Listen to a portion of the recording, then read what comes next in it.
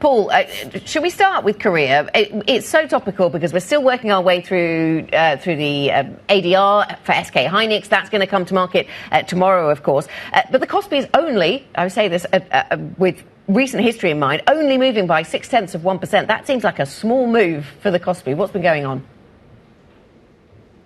A small move, Anna, but I do think that it's a market that is worth starting with in this conversation. Remember, it entered a technical bear market in yesterday's trading, so the fact that it's finding some stability today should be reassuring for investors. I think there's a couple of things to keep in mind when you're looking at it. Number one, the biggest contributor to the upside there was SK Hynix, which, you know, as you're saying, after that huge ADR sale in the US, which may be around $25 billion worth, 7 times oversubscribed as well. It shows that there's still some enthusiasm surely out there for the two large memory chip makers in South Korea. I think the other thing to pay attention to is foreign buying. We've seen foreign buying for 2 straight days in a row now. What I thought was really interesting was some analysis that was done in our Macro Man column by Cameron Crees yesterday, where he sort of dug into it and he was saying, you know, are foreign investors a good judge of which way the market's going? And he found emphatically yes, in the 4 weeks after foreign investors are adding to their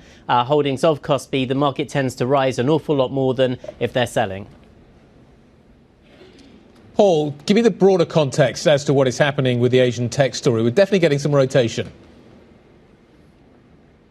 Definitely getting some rotation, but actually there seems to be a little bit more enthusiasm returning across the board today. So we definitely saw the Nikkei back to outperforming the topics in Japan, which is a positive AI sign. But I think the China stack is something that's really worth paying attention to here. So we have Zhipu rising as much as 22% today. That's a maker of large language models and software. It did a $4 billion capital raise and still managed to push higher. So that shows you that people are really interested and excited about that company, which has been able to raise its token prices repeatedly as it rolls out new models. So some enthusiasm there. Next week, we get a very large IPO, CXMT, I beg your pardon, which is a chip maker. So we'll see how that goes. But overall, in the Chinese stack at the moment, there seems to be some energy and enthusiasm buoying the market.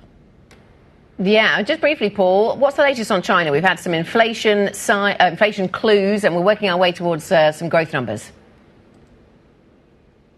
Yeah, that's right. So I thought it was really interesting in the PBOC's most recent sort of readout of its policy meeting. It was talking about with a new phrase about structural divergence. It's basically recognizing the K-shaped recovery, the K-shaped economy in China right now. And I think that that's starting to come through again in that inflation data, which was a miss on the downside. China desperately trying to, you know, kind of get inflation going through the economy again, get growth going through the economy. What it does have is strong exports, and that's holding it up. That's the upside of the K, but the downside of the K, of course, is the depressed consumer. So next week we have a lot of data, including retail sales. It'll be worth paying attention to see what that tells us about the economy.